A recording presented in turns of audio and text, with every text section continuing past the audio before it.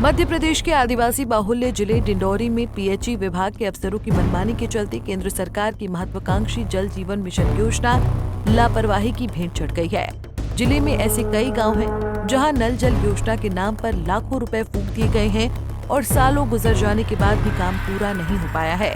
मामला बजाग तहसील मुख्यालय का है, जहां साल 2020 में बजाग तहसील मुख्यालय समेत 3 ग्राम पंचायतों में शुद्ध पेयजल मुहैया कराने के लिए पीएचई विभाग की ओर से 3.5 करोड़ रुपए की लागत से नल जल योजना का काम शुरू किया गया था, लेकिन 5 साल का लंबा वक्त गुजर जाने के बाद भी आज तक काम पूरा नहीं हो पाया है।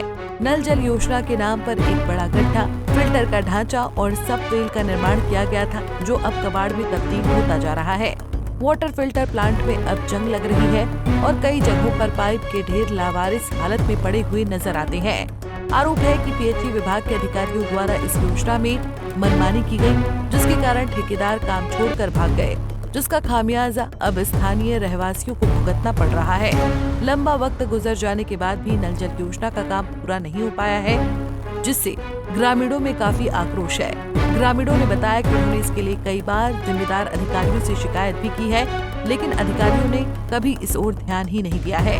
2020 में ये योजना स्वीकृत हुई थी। 3.5 करोड़ रुपए की लागत से बजाग रही एक पंचायत, बजाग माल पंचायत और पड़रिया डोंगरी तक 3 पंचायतों को इससे लाभ दिया जाना था, लेकिन पीएचई के अधिकारियों की मनमानी और ठेकेदार के भ्रष्टाचार पूर्ण क्रियाकलापों के कारण आज तक यह योजना अधूरी है।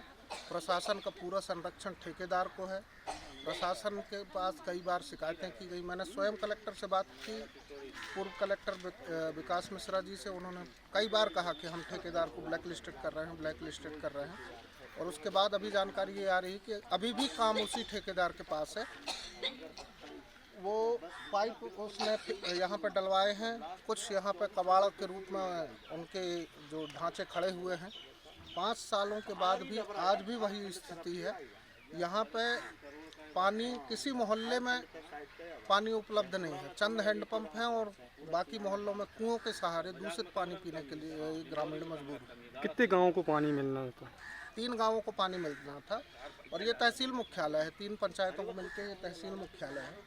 तो जब तहसील मुख्यालय में निर्माण कार्यों की ये स्थिति है, जहाँ पर एसडीएम पदस्थ हैं, तहसीलदार पदस्थ हैं और उसके बावजूद ठेकेदार काम नहीं कर रहा है और ब्लैक लिस्टेड करने के बाद उसको पुनः काम दिया जा रहा है, तो ठेकेदार की दबंगई और उसकी पहुँच का अंदाजा लगाया जा सकता है कि जिला प्रशासन से कहीं ऊपर ठेकेदार है आज की डेट। पानी की बहुत समस्या है सर, मतलब सियाने पानी नहीं भर पाते, कुआं के पानी है, बच्चे स्कूल सही टाइम में स्कूल नहीं जा पाते। हम भी बनी मजदूरी करेंगे कि पानी भरते रहेंगे, पानी पूजा ही नहीं रहा है वहाँ। तो कुआं के पानी भी 1-2 महीना साथ देगी, बाकी फिर सूख जाएगा। हम कहाँ जाएंगे?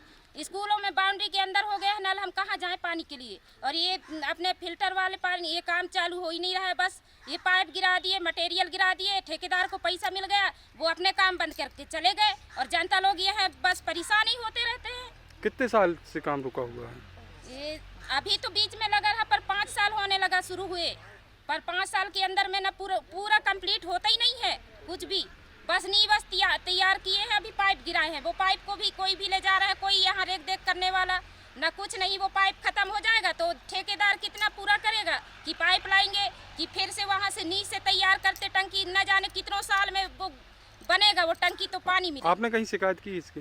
कई बार किए हैं सर, अब हम तो ज़्यादा पहुँच नहीं है, बस हमारे पंचायत तक का है। पंचायत वाले आगे कार्रवाई करते हो चाहे ना करते हो, हम तो पंचायत तक बस कार्रवाई किए हैं। बीते दिनों डिंडौरी जिले के दौरे पर पहुंचे पीसीसी चीफ जीतू पटवारी ने जल जीवन मिशन योजना को लेकर गंभीर आरोप लगाए थे।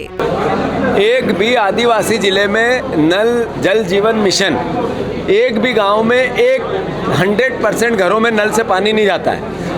65% से ज़्यादा करप्शन हुआ इस योजना में। 65%। नल जल योजना में सिर्फ 35% पैसा लगा है, जो पैसा अलाट हुआ, बाकी सब खा गए मिलके। एक भी गांव में चुनौती देता हूं सारे पत्रकारों को कि मुझे एक गांव के दर्शन करा दो आप लोग। सरकार तो नहीं करा पाएगी, कभी आप लोग करा दो जिसमें 100% घरों में नल से जल जाता, एक भी नहीं मिलेगा। जहां यहाँ के सांसद हैं उनके गांव में भी 100% घरों में नल से जल नहीं जाता। जो यहाँ मंत्री है मंडला की, उनके गांव में भी 100% नल से जल नहीं जाता। इसका मतलब है कि जो जनप्रतिनिधि है, जब वहाँ यह स्थिति है तो फिर भयावहता क्या होगी। तो फिर से कांग्रेस पार्टी अपना दायित्व निभाएगी, इस करप्शन के अगेंस्ट लड़ेगी, वचन पत्र की मांग को लेकर लड़ेगी और अपना संगठन मजबूत करने में कोई कोर कसर बाकी नहीं छोड़ेंगे। जीतू पटवारी के आरोपों के जवाब में मध्य प्रदेश सरकार में कैबिनेट मंत्री प्रहलाद पटेल ने जल जीवन मिशन योजना को लेकर सफाई दी थी। बाद में जो चीज़ें हैं जो गरीब के लिए चलती हैं, जल जीवन मिशन का उल्लेख मैं करूँगा, उसका भी मैं मंत्री रहा हूँ भारत सरकार में।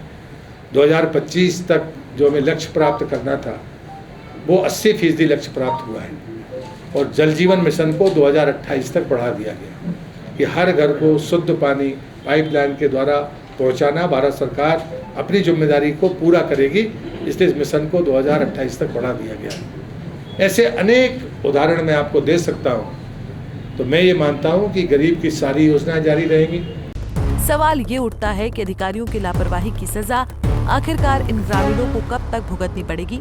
इन आदिवासियों की पेयजल की किल्लत कब दूर होगी। डिंडौरी से पंजाब केसरी के लिए सुरेंद्र सिंह की रिपोर्ट।